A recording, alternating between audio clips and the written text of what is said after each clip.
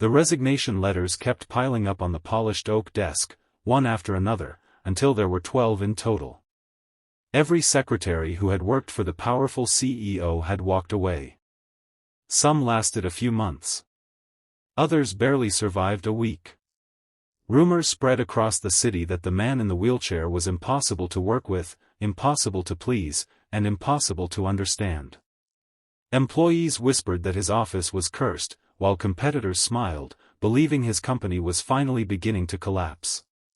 Yet nobody knew the heartbreaking reason hidden behind his cold eyes. Then, on an ordinary bright morning, a struggling single father quietly stepped through the company doors and asked for one chance that nobody else wanted. Before we begin, if you believe kindness, second chances, and compassion can change a person's life, please take a moment to like this video, leave a comment, share it with someone you care about, and subscribe to the channel Hardworking Dad. Your support helps us continue bringing heartfelt stories like this every day. The company stood proudly in the center of the city, reflecting the sunlight through its glass walls while hundreds of employees hurried inside with coffee cups and briefcases. It looked successful from the outside, but inside the executive floor there was constant tension. The CEO, Alaric Voss, had built the company from nothing into a billion-dollar business before tragedy changed everything.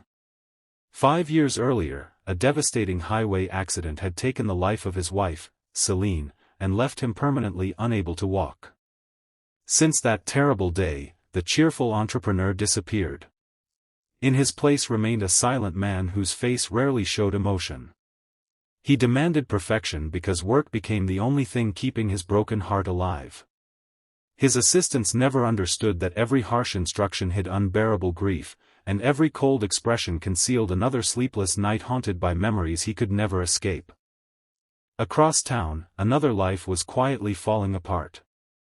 Rowan Mercer woke before sunrise every morning in a tiny apartment that overlooked a noisy construction site. His greatest responsibility was not a career but raising his 8-year-old daughter, Mira, after his wife passed away from a sudden illness 3 years before.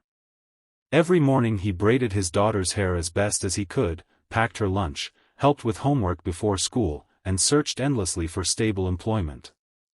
Most employers admired his honesty but rejected him because they believed caring for a child alone would interfere with demanding office schedules. Bills continued to grow while hope became harder to hold on to, yet Rowan refused to complain. He believed dignity was measured not by wealth but by refusing to give up when life seemed determined to defeat you.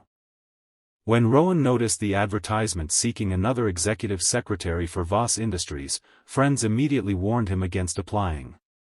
Everyone knew 12 people had already quit. The position carried an excellent salary, but it also came with endless stress. Rowan listened quietly before folding the newspaper and saying that sometimes the hardest jobs belonged to the people who needed understanding the most. He had spent years caring for his sick wife before losing her, and he knew pain often disguised itself as anger. His interview lasted less than 10 minutes. The human resources director looked exhausted from repeating the hiring process so many times. She explained the impossible expectations, the long hours, the endless resignations, and the CEO's intimidating reputation. Rowan simply nodded. He never asked about bonuses or promotions. Instead, he only requested one opportunity to prove himself. Something about his calm confidence convinced the director to give him the position. The first day arrived beneath clear blue skies, with warm sunlight pouring through the enormous office windows. Rowan organized schedules, answered dozens of calls, arranged urgent meetings, and carefully observed everything around him. He noticed employees avoiding the CEO's office unless absolutely necessary. Every time Alaric rolled through the hallway in his wheelchair, conversations immediately stopped. Fear had replaced respect, and silence had become the language of the building. During the first week, Rowan witnessed countless moments that explained why everyone eventually left. Meetings often ended with impossible deadlines. Reports were returned covered with corrections. Minor mistakes received major criticism.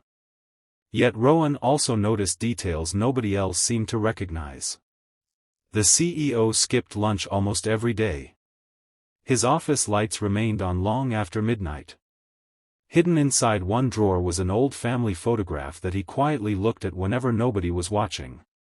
There was sadness behind every decision, loneliness behind every command, and exhaustion beneath every expression.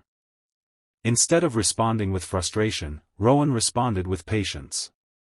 He prepared organized schedules that reduced unnecessary interruptions. He quietly placed healthy meals on the desk without mentioning them. He learned exactly how the CEO preferred every document arranged, making each morning smoother than the last. Most importantly, he never treated the wheelchair as something unusual. He focused on the man rather than the disability. Weeks passed, and something remarkable began to happen. The angry outbursts became less frequent. Employees noticed meetings ending with fewer harsh words. Even investors commented that the CEO appeared calmer than before. Nobody understood the reason because Rowan never sought attention. He simply continued doing his work with quiet dedication. One sunny afternoon, Rowan accidentally discovered the true source of Alaric's suffering. While organizing archived files, he found unfinished plans for a children's rehabilitation center that the CEO and his late wife had dreamed of building together. The project had stopped the day she died. Every blueprint remained untouched, covered with dust and forgotten promises. That evening Rowan gently placed the folder on the CEO's desk before leaving for the day. No speech accompanied the gesture. No explanation was offered.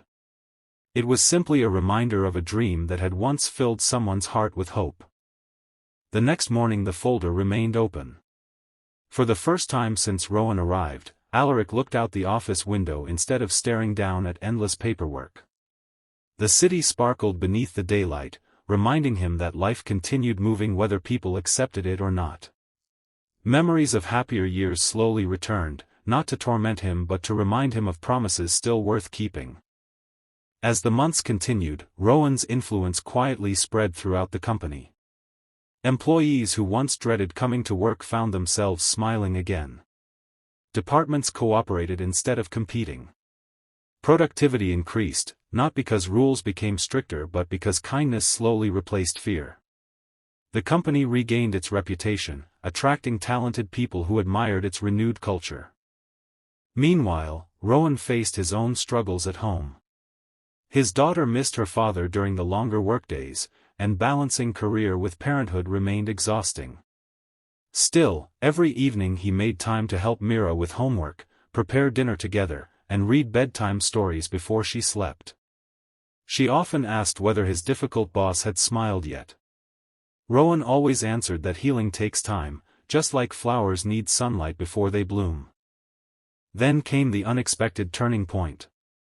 The company's annual charity gala approached, celebrating business achievements while raising money for local causes. Traditionally, Alaric delivered a brief speech before leaving early. This year, however, something changed. Standing before hundreds of guests, he spoke not about profits or expansion but about resilience, loss, and gratitude. Without mentioning every detail, he acknowledged that one employee had reminded him that leadership was impossible without compassion. The audience erupted into applause while many longtime executives wiped tears from their eyes. The following week, construction officially began on the children's rehabilitation center that had remained only a dream for 5 painful years. Alaric personally invested millions into completing the project, naming it after his late wife. The building would provide therapy, education, and hope for children facing physical disabilities regardless of their families' financial situations. News spread quickly across the city, inspiring countless donations from businesses and ordinary citizens alike. Rowan never expected recognition, yet his life also began changing. His dedication earned him promotions, financial stability, and respect throughout the company. More importantly, he gained something money could never buy. Mira watched her father become proof that quiet kindness could transform even the hardest hearts. She proudly told classmates that heroes did not always wear uniforms or capes. Sometimes they simply showed up every day and refused to give up on people everyone else had abandoned. Months later, the rehabilitation center finally opened beneath another beautiful sunny sky. Families gathered outside while children laughed across the gardens designed to welcome every visitor. Alaric rolled through the entrance beside Rowan and Mira.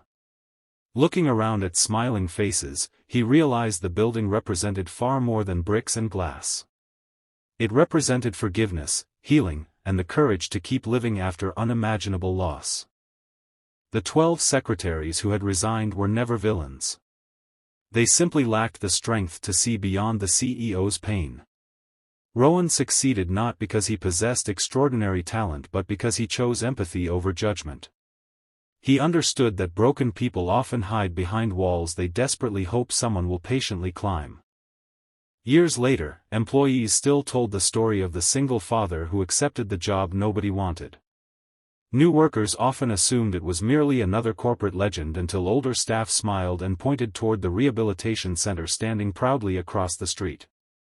It remained living proof that one compassionate decision could echo through thousands of lives. If this story touched your heart, please take a moment to like this video, share it with your friends and family, leave a heartfelt comment, and subscribe to Hardworking Dad. Your support encourages us to keep creating meaningful stories that remind the world kindness still exists. Glowing star special request: before this story ends, please comment below with the words, "Kindness always wins." We'd love to know you're watching with us and believing in the power of compassion. As the sun slowly set beyond the city skyline, its golden light reflected through the rehabilitation center's windows and across the company headquarters. One building represented success, while the other represented purpose. Together they stood as a reminder that true greatness is never measured by wealth, power, or titles. It is measured by the lives we choose to lift when everyone else walks away. Sometimes the strongest person in the room is not the one sitting in the biggest office but the ordinary soul willing to offer one more chance when the entire world has already given up. And in the end, that single act of kindness changed far more than one man's life. It became a legacy that would inspire generations to believe that even the deepest wounds can heal when met with patience, compassion, and love.